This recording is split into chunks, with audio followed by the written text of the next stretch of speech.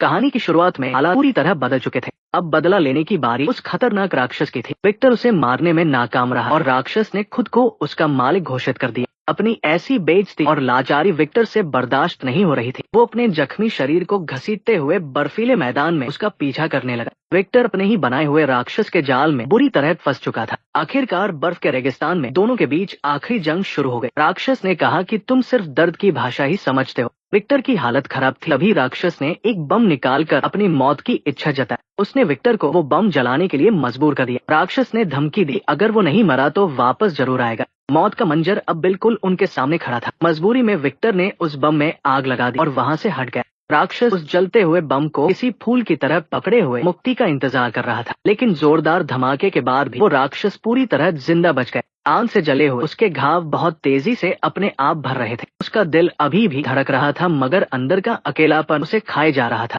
उसे समझ नहीं आ रहा था कि वो अपनी इस अमर जिंदगी को कैसे खत्म कर। धमाके की आवाज सुनकर पास मौजूद एक जहाज का कैप्टन वहां मदद के लिए पहुंचा। डॉक्टर ने जब विक्टर की जांच की तो पता चला कि उसका एक पैर नकली है। जहाज के सभी लोग हैरान थे कि इस वीराने में ये आदमी कहां से आया। तभी बर्फीली हवाओं के बीच उस राक्षस की डरावनी दहाड़ सुनाई दी। कैप्टन ने तुरंत विक्टर को जहाज पर चढ़ाया और सुरक्षा का इंतजाम करने लगा। जहाज के बंदूकधारी सिपाही हमला करने के लिए तैयार हो गए। कैप्टन के इशारे पर सिपाहियों ने राक्षस पर गोलियों की बारिश कर दी। गोलियां उसके शरीर से टकरा रही थी, मगर वो फिर से खड़ा हो गया। बंदूक की गोलियों का उस पर कोई असर नहीं हुआ और वो जहाज की तरफ दौड़ा। वो सीढ़ी चढ़कर ऊपर आया और अपना हाथ आगे बढ़ाकर विक्टर की मांग करने लगा। उसका निशाना जमीन पर पड़ा हुआ घायल विक्टर ही था। उसने क्रू मेंबर्स को हवा में उछाल दिया। तब कैप्टन ने बड़ी बंदूक मंगवा। इस बार वो उसे जहाज से नीचे गिराने में कामयाब हो गए, लेकिन महज 3 सेकंड में वो फिर खड़ा हुआ और विक्टर को मांगने लगा। उसने अपने हाथों से उस विशाल जहाज को जोर से हिलाना शुरू कर दिया। उसकी ऐसी ताकत देखकर सारे क्रू मेंबर्स बुरी तरह डर गए थे। ये जहाज कई दिनों से यहाँ जमी हुई बर्फ में फंसा हुआ था।